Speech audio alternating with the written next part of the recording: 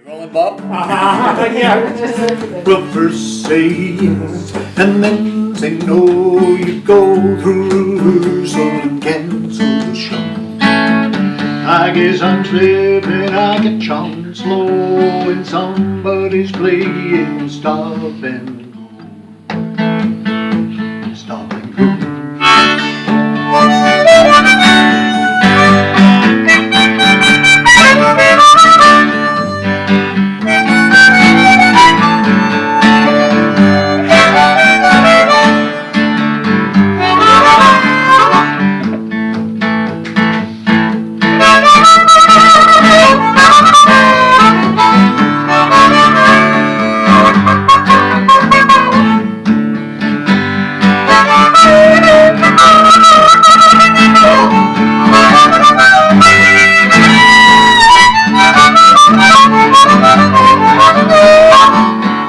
Well, I know you won't mind if your phone don't ring. You'll just have to find you another string. 'Cause hey, baby, you broke that thing. Oh, don't you know that you broke that thing? I guess I'm slipping, I catch on slow when somebody's playing stop and go. Stop and go.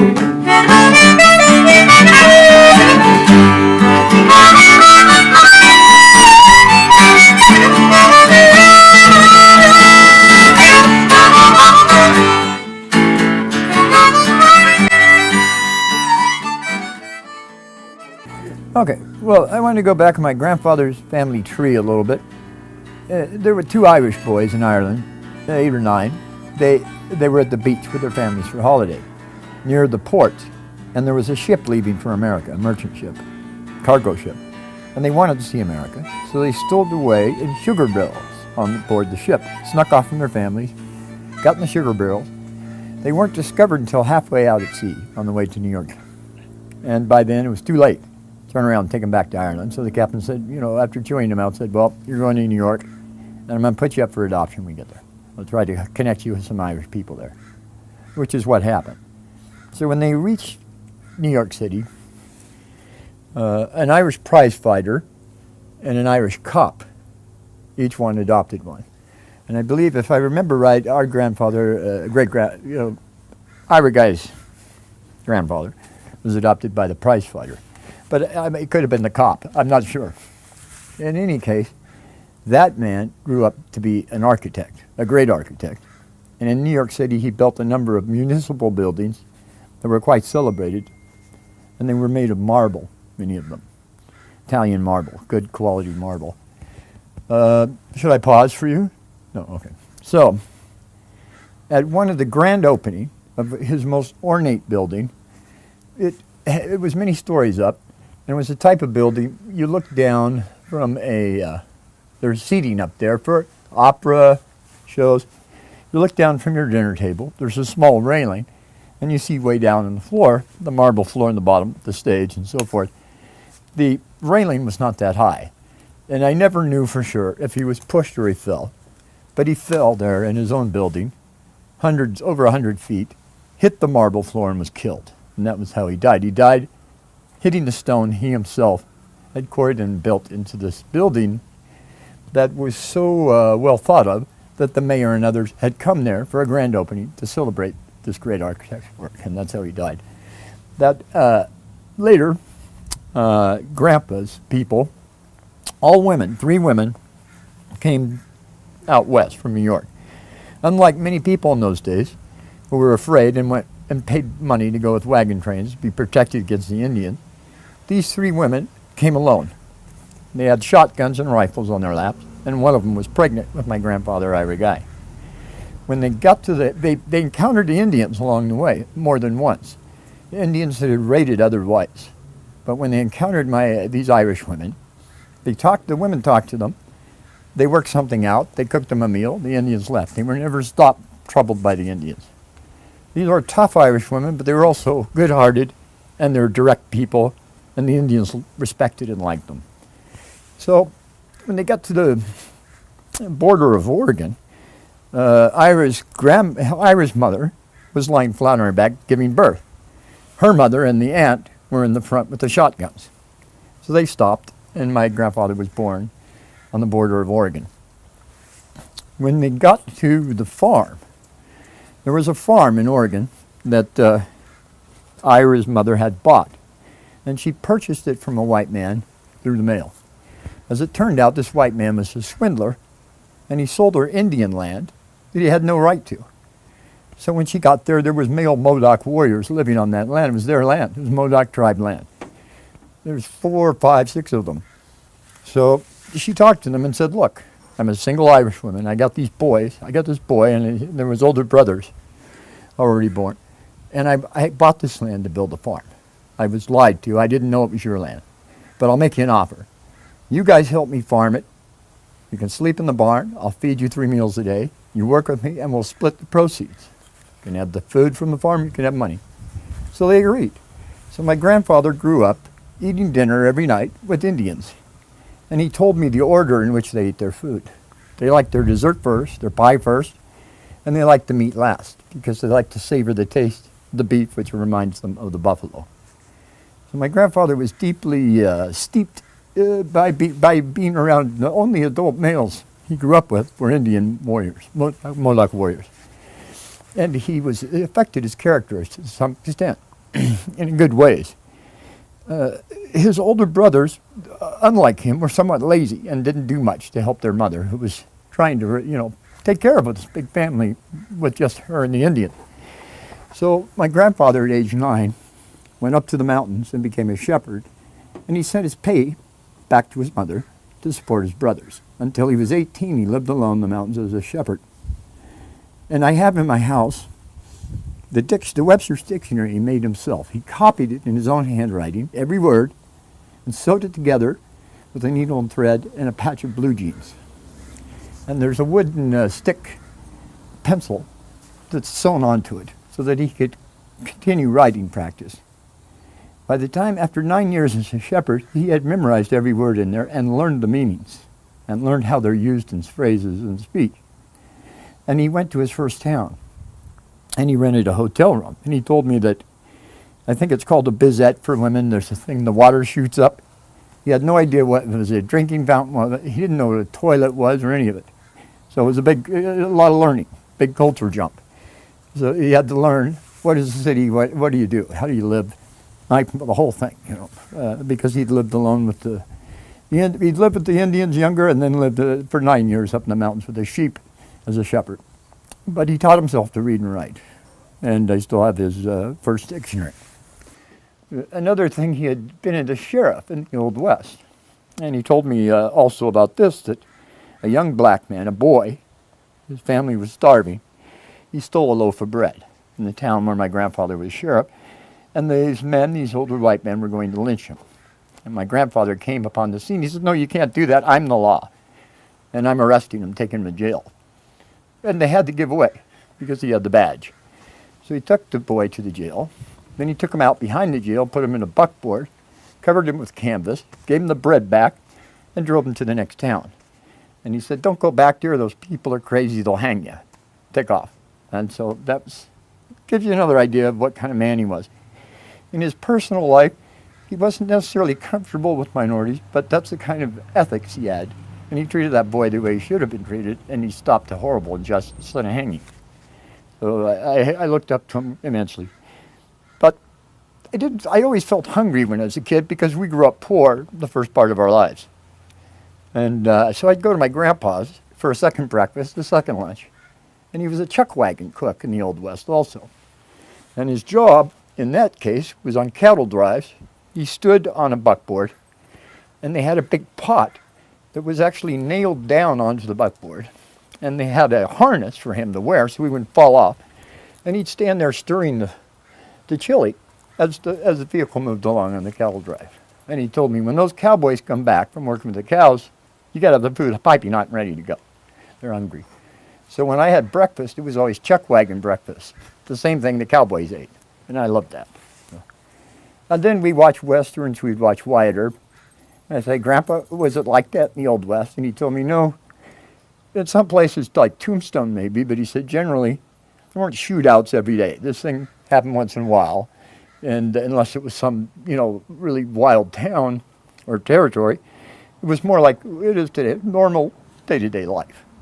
But he taught me a lot about what the world was really like back then, and I loved that. And my grandfather was Irish. He loved to tell stories. And so I sat at his knee and I heard thousands of stories. And they were all never boring. Always, and he'd get a twinkle in his eye when he was embellishing, you could tell. But he had so much fun. I loved it all.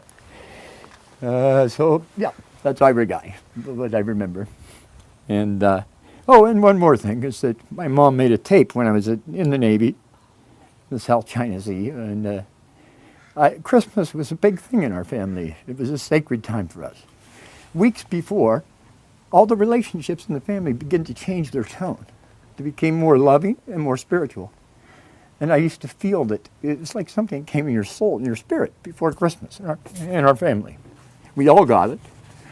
And I hope that continues in the Shaspel line forever, because it's a sacred thing. It's a real thing that we have, and not everybody has it. But our Christmases were the real thing. So my mom made this tape, and everybody sent a message. And there was my grandfather's voice.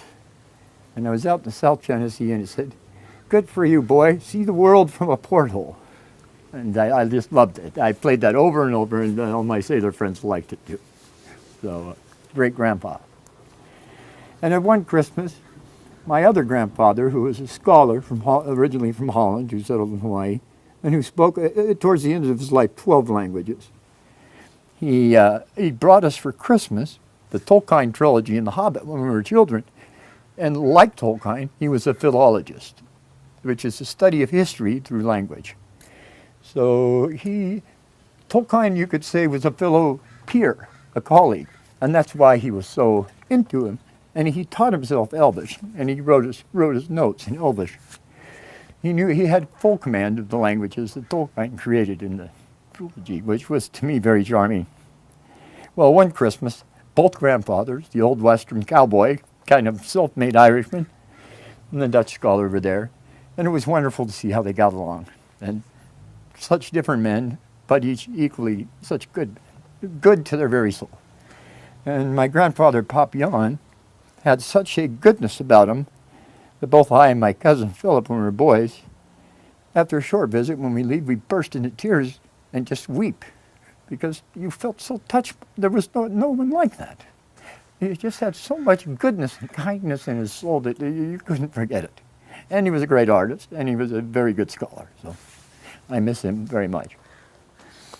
And another thing about Papillon, we called him Papillon, he had the old Dutch way about him. So when you came to his house, he would apologize, even when I was 13, if he didn't have beer. He'd say, "I have coffee, I have cream, but I don't have beer." Because in Holland, you offer these things, And then he would immediately make me a coffee. It didn't matter that I was a kid. I was entitled to be treated like an adult.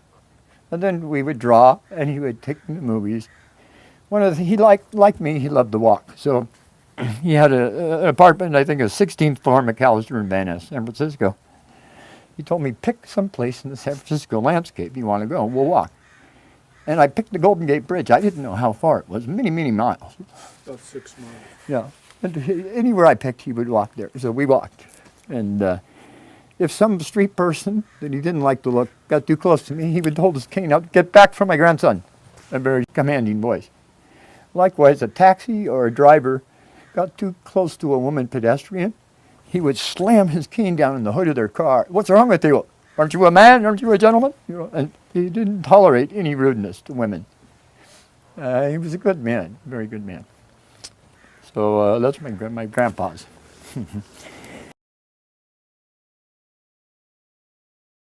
And the next thing I was thinking about, we came here from my first time in Santa Cruz. I was 3 months old at Cowles Beach. My mother had no income, and yet she managed to save money and put it in a Maxwell Coffee House can every year. And at a certain time of summer would come, she'd take me to the store and buy me brown corduroys and T-shirts and a blue hoodie, because I knew we were going to the beach. We'd come up the beach hill, and we'd rent a cottage at King's Court. And in the mornings, we'd go out and back and get blackberries or blueberries and put them in our cereal.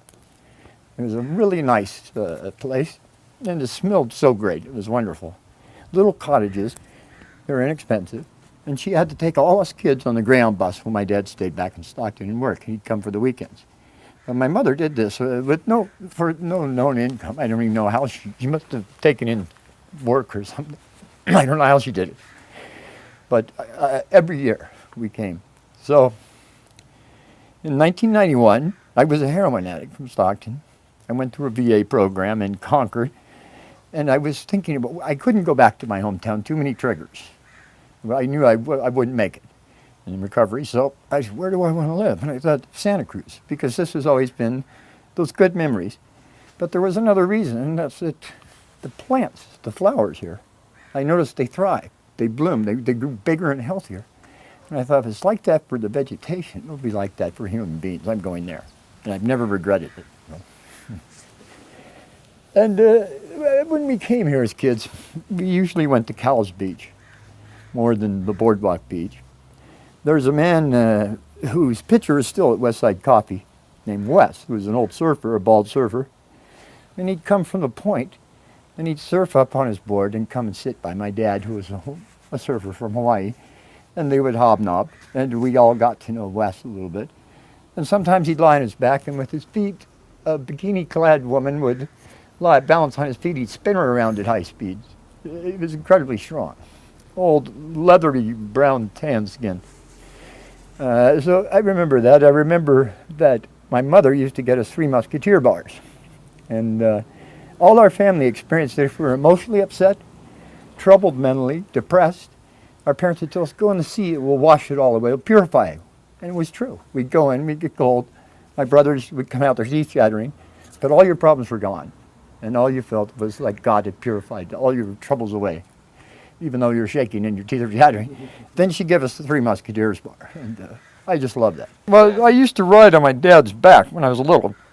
My dad had massive upper body, massive shoulders, because he had an injured hip. One leg was shorter than the other after a surgery. But in Hawaii, he learned early on that while he might be disabled on land, in the ocean he was not. And one of his best friends, his swimming buddy, was Johnny Weissmuller, who played Tarzan. They were both offered a spot in the Olympics together. It was only after he came out of the water and the Olympic people saw that he was disabled, what they used to call handicapped, that his offer was withdrawn. Otherwise, because of his swimming and surfing ability, he wouldn't have had a problem, because in the water he was not disabled. But when we came to Santa Cruz, he'd tell me, put your arms around my neck. Then we'd go out past the point with nothing but his body, much deeper, and at a certain point, the seafloor falls away. Mm-hmm. The sand bar, the reef goes away, and it's very, very deep, hundreds of feet deep, and I could feel it. You could feel the water change. It got colder. And I'd look down, and I knew the only thing keeping me from that was having my clinging to my dad's shoulder. Sometimes they cling too hard. He told me, relax a little, and you were choking me.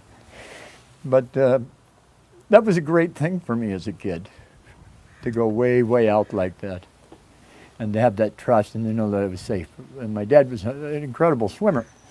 Now, one time I saw him get caught in a current.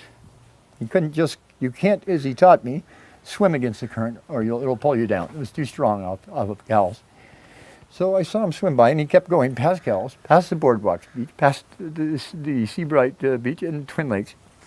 And then very gradually we'd see him come back and we'd see him go. And what he was having to do was swim at an angle very gradually. It took him hours to get back to the beach, but he did it, and he didn't tire out beforehand. He was a very strong swimmer. So there's a little bit about my dad in Santa Cruz. But I would like to mention there's something he taught me about Hawaii. I heard many stories because he grew up in Hawaii. He taught me many things. One of the most interesting to me is when I was 16, he took me back to see where he lived, and all of us back. And I went in the jungle with my cousin Philip. And at some point, my cousin Philip and his friends, Hawaiian friends, pulled away. They're better hikers. They knew the territory. And they disappeared. I didn't know where they were. So I was alone, and I decided I'll follow the stream. There was a stream there. And I was in the middle of the jungle. And it's at that point that I felt every little twig and leaf that snapped under me, something was listening. And it was big, it was huge, and it was all around me, a presence. Every footstep I took, anything I changed, whether I broke a twig or a leaf, the jungle knew it.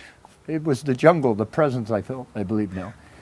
And I believed pretty quickly then. But it was an immense force. If you've ever seen the show Lost, they show some of this, and this is from actual Hawaiian legend and truth. In my experience, it was a palpable presence you couldn't miss. And it was a little spooky at first because it was so immense. It was like an immense life force, and you're the intruder.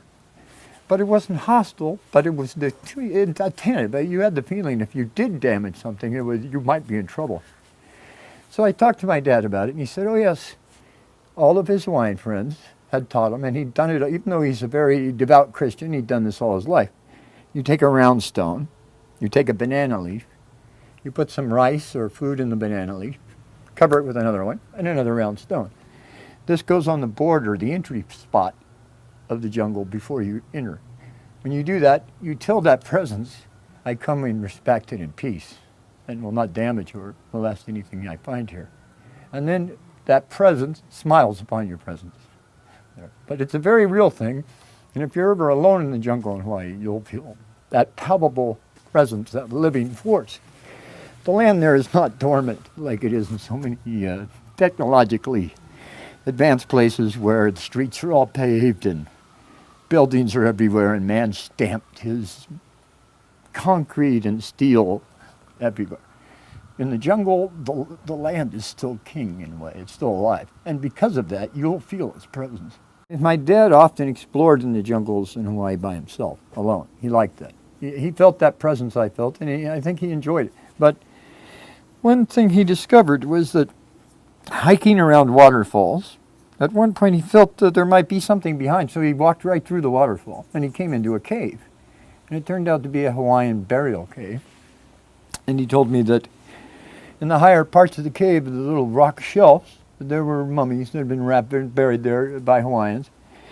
And he also became aware, and he didn't tell me how, but he knew, in Hawaii, the shamans are called kahuna.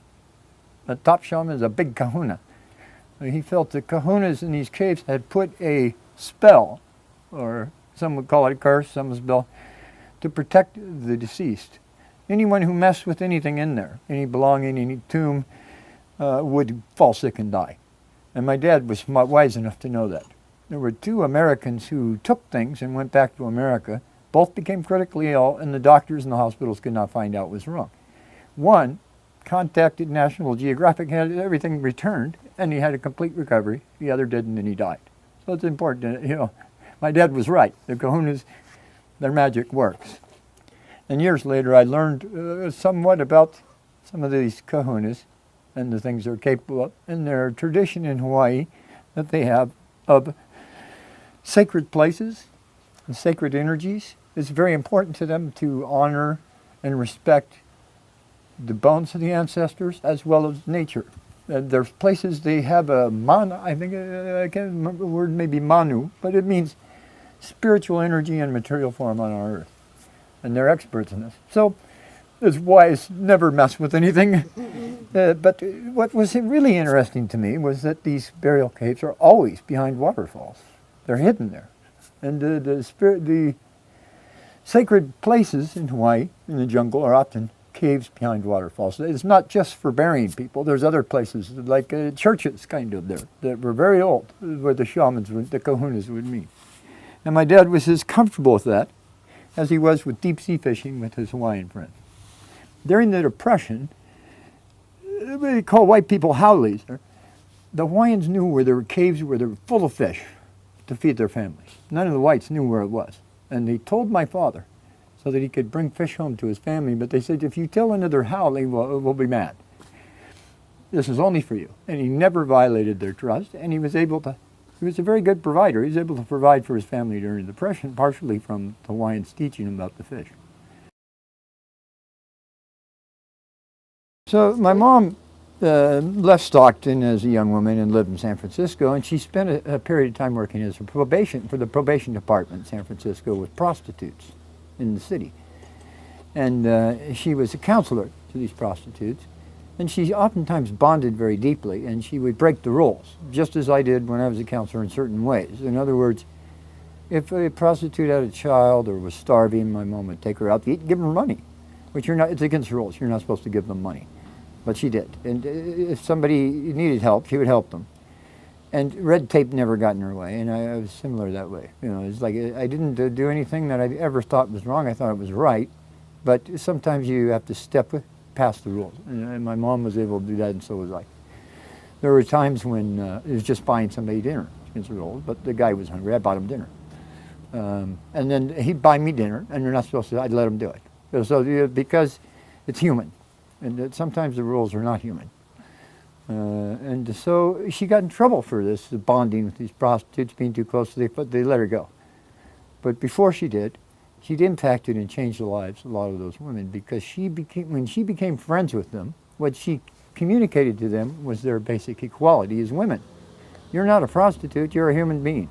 And that's my mom's message. When I was an addict, one time I said, because I was a heroin addict for 22 years in Stockton, and I said, I'm just a junkie. I'd given up on myself. She goes, you're not a junkie, you're a human being. Never let me hear you say that again. You know. And that's what she communicated to those prostitutes. You're not a hooker, you're a woman. Never let me. They got it. When she sent that message to you, you got it. Now, there's a story I'd also like to tell about my mom when John F. Kennedy was killed. And my older brother was dating a girl named Jackie. And she loaned us a white portable TV, and we lived in the Rose Street house. And in the kitchen, my mother was watching John F. Kennedy's funeral, and I was sitting on her lap. And I loved President Kennedy. My imaginary friend at the time was named Jack. He was a very important figure, a hero to me, even though I was just a little boy at the time that he died. I was in 4th grade. Watching JFK Jr.'s funeral, and I saw John Jr. and the riderless horse, I was troubled just like one of my favorite Zen masters, Hakuin, was, when someone dear to him died as a boy. So I asked my mom, is there a heaven? Is that where he's going? You know, is there really a heaven, or is that just like Santa Claus or something? She goes, no, of course there's a heaven, and yes, you're right, that's where he is. But the main thing that she said was, of course there is a heaven. I don't even remember if she said anything about where he was. Just that the conviction that there's a place we go after this, there's life after death, and there's a good place we can go, was absolute, and from that moment on I believed it, and I've never doubted it since. So she had that level of conviction about it. Her Christianity was the real thing. And years later, when it became in vogue for people to say, I'm a Christian, which was very, she explained to me, very vague. What's that mean?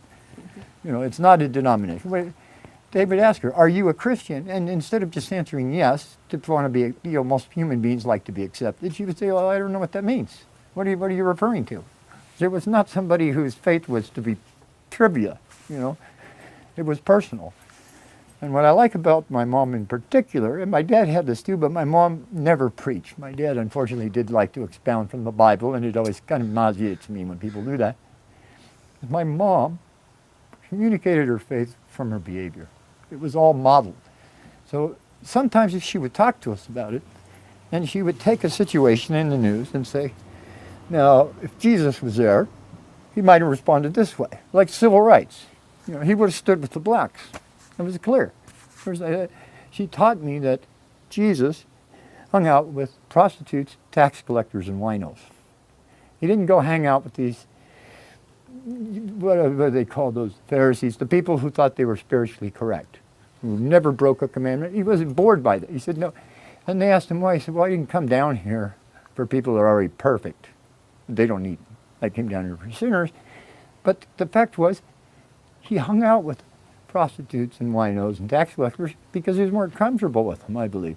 They're more, just like from my life, whether I was an addict, and I used to tell my clients I went from being an addict, then I turned around, I was an addiction professional, but either way, it was another 15 years hanging around the same people, only now we're all off drugs and alcohol, and I found they're most interesting, fascinating, coolest group of people I could be with.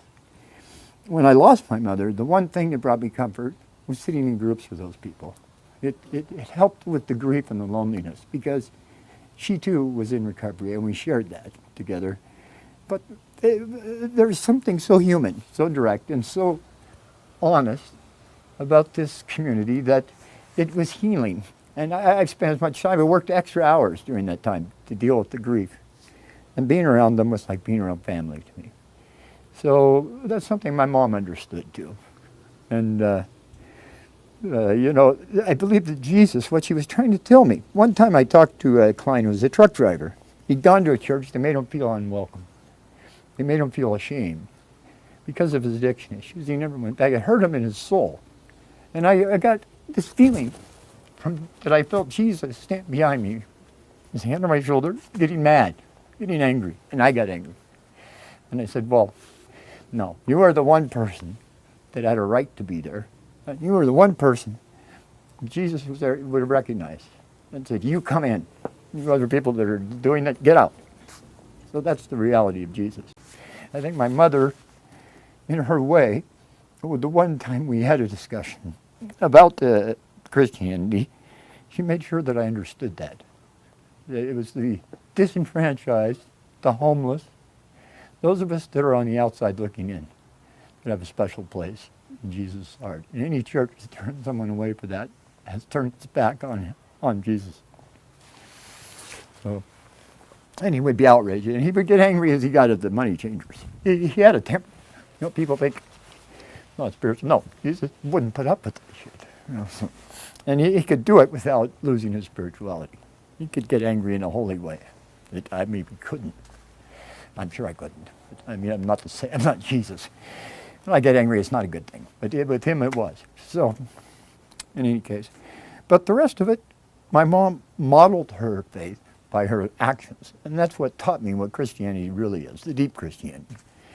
And my father, too, when we'd see poor men, homeless men sometimes, and we were poor ourselves, but they had less than we did, he'd have them mow the lawn, front lawn, back lawn. And I'd come in to eat breakfast, and there'd be some guy, some hobo. My dad's feeding him. When the guy finished, he'd earned his food from work, but also my dad finished, he'd go, look, I know that you've had an interesting life. Would you gift us with a story of your life? And so the man would. And this affected that man's self-esteem, his pride, self-respect. As my dad communicated to him, your life means something, it's worth something. You have wisdom we don't have, and we want to know about it. And you could see the light come on in their eyes. He switched on a light. Well, during the Dust Bowl, when people came out here from California, from Oklahoma, in San Francisco, every time my dad, he used to give money to people from Oklahoma who were poor trying to feed their kids. Every time, he extracted a story back. He got the story, and he fed their self-respect and nurtured their human dignity, as well as giving them money. So that was his Christianity. There's a wisdom in both. So I'm going to say that. So my mom went back to college to become a teacher at University of Pacific in Stockton. And there was an exchange professor from Nicaragua who came there. And they became friends because they were both taking classes together. Well, his two sons, Javier and Jimmy, were in my 4th grade class at school. These guys became my best friends. So I ate at their house and I spent the night. And then I was invited to stay longer. And there was a large extended family of uncles that I liked. They called me Tiny Tim because he was a kind of eccentric singer at the time. My name was Tim. So I asked Mom and Dad, can I stay? And they said, you can stay. Mom really liked the professor, as long as you want. So I stayed for months during the school year living with my Nicaraguan family. And every day when we came home from school, Javier's mom would open the oven. She'd have like a red or blue cloth over a big baking pan full of refried beans with melted cheddar or mozzarella cheese, tacos, beef tacos, chicken tacos, burritos. So I ate like a king all the time. And I gained weight. And, we just didn't have that at home. I was usually hungry at home. We had the best Mexican food better than you could get in a restaurant there.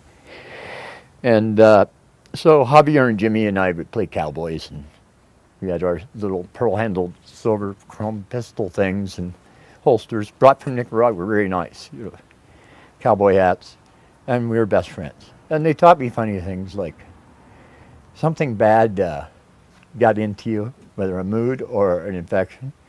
You close your eyes and you focus on it, spitting it out, and you spit, and it comes out. That was one of the healing things they taught me, and it actually did have an impact. I learned to do it. And then we'd watch TV shows together. Even when Javier got in trouble and his dad would punish him with a belt, I'd say, oh, no, I was there for everything because his father, his mother, his whole family wanted me part of the family 100%. The birthdays, the piñatas, every aspect of their life, I was included.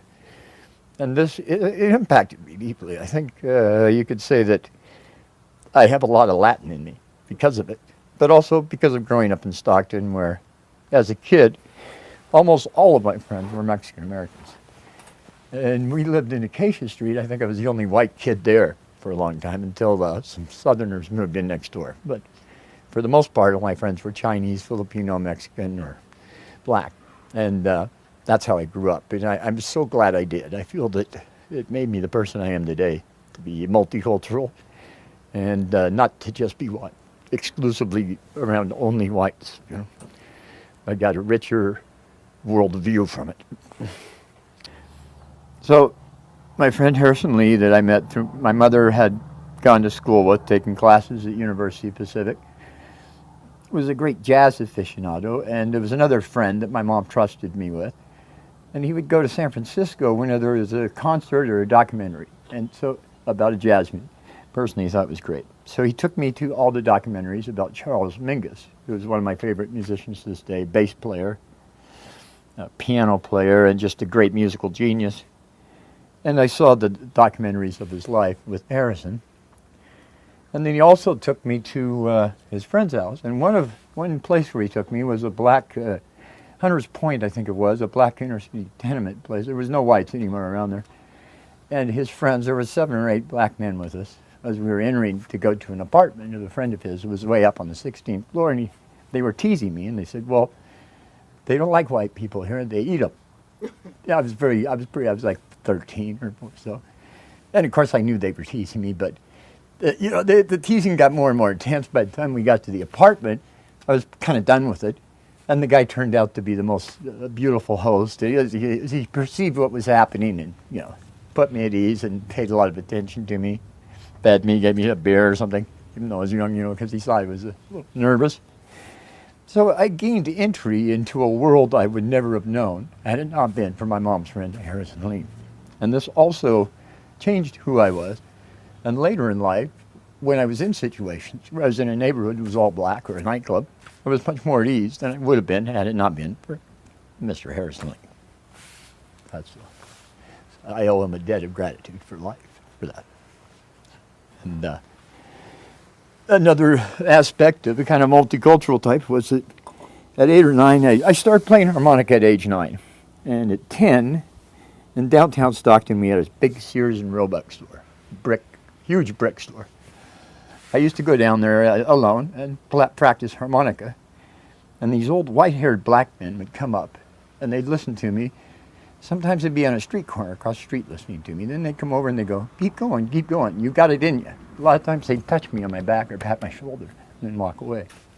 And it's because of those old white-haired black men that I'm still playing at 61. And then I play as well as they do. So I like to honor them any chance I get, because they are my musical parents, you might say.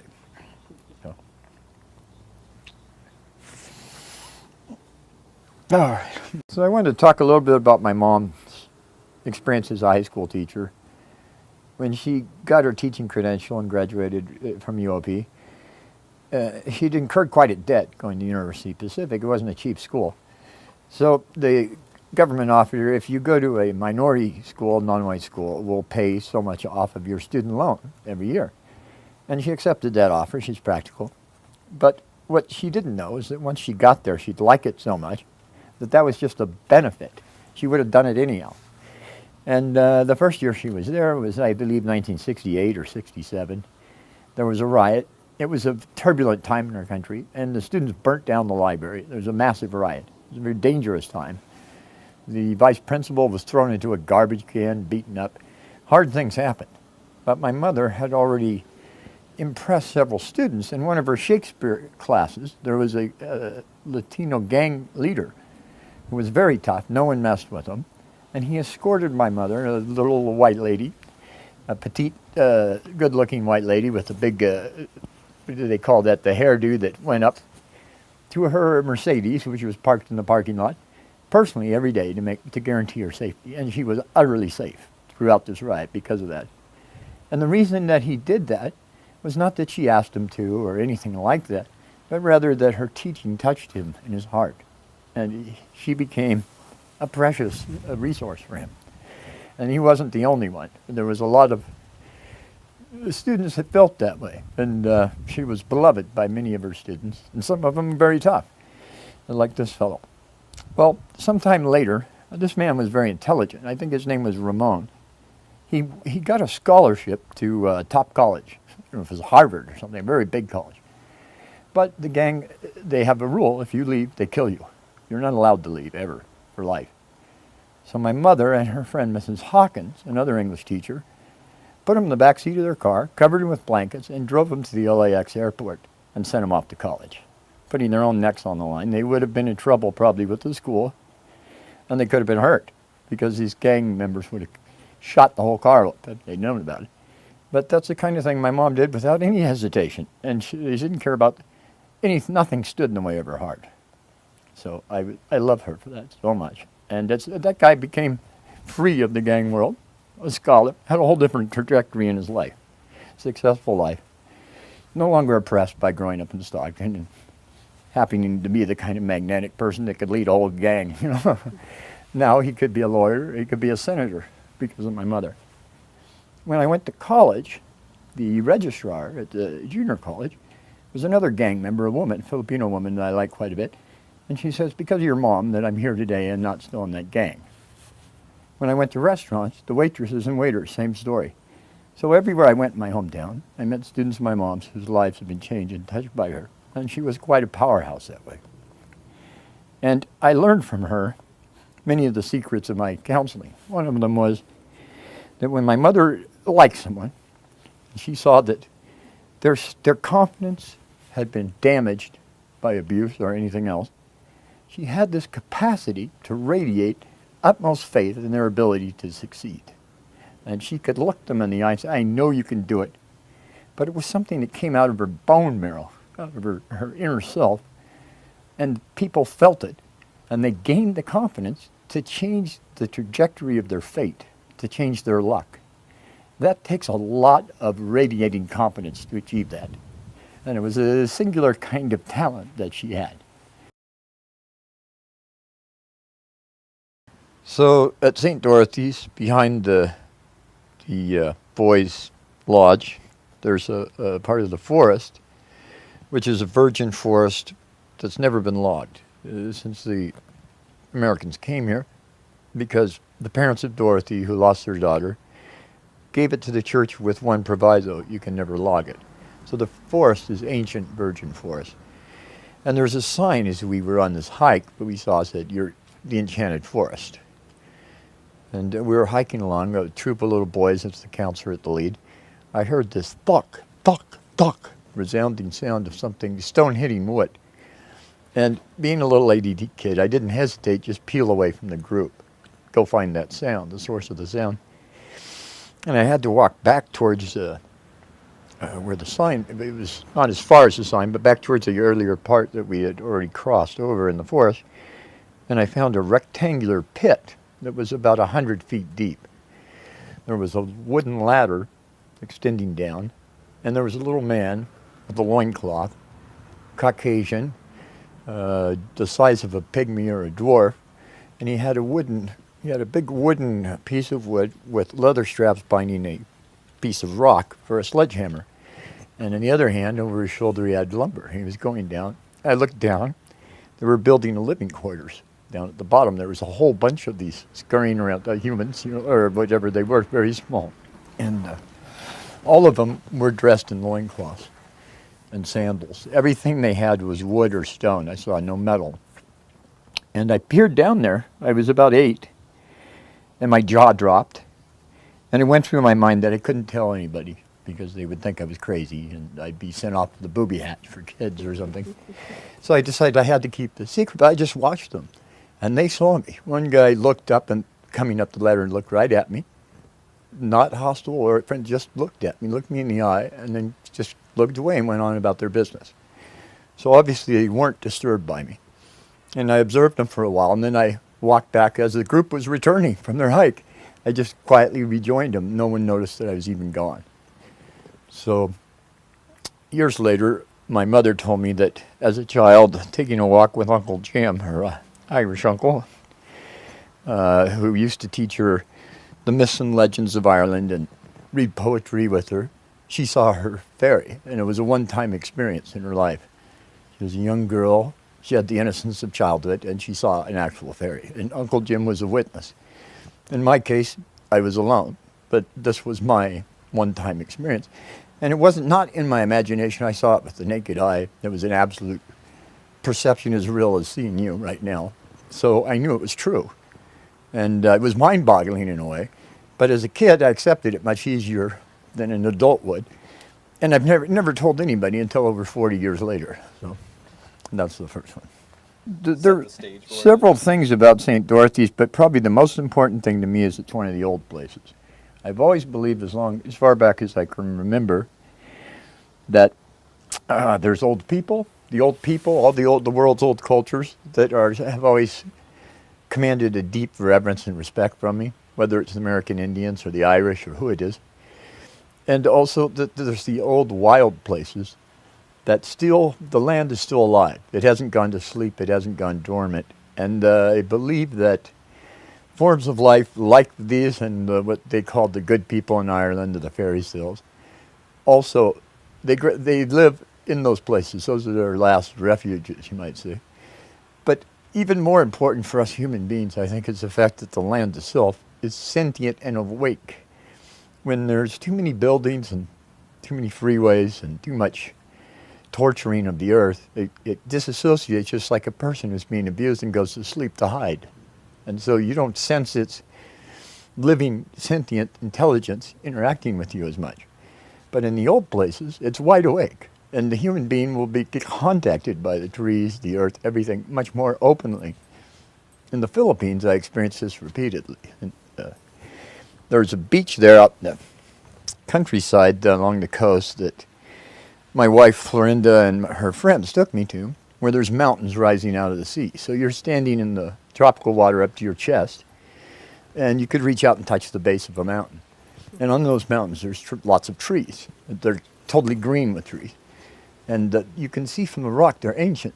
It rose out of a volcanic eruption 500 million years ago, the Philippines, 600 million years roughly. So anyhow, as I was standing there one day, I felt the entire mountain regarding me, looking at me. And it was an affectionate look, a greeting, kind of. It's not so much a look like we do with our eyes. It's an awareness of you. And it turns its life force towards your life force, but you can feel it probing you, kind of. But it's a friendly probe. And I felt that it startled me because it's a different life form. I hadn't felt it experienced before.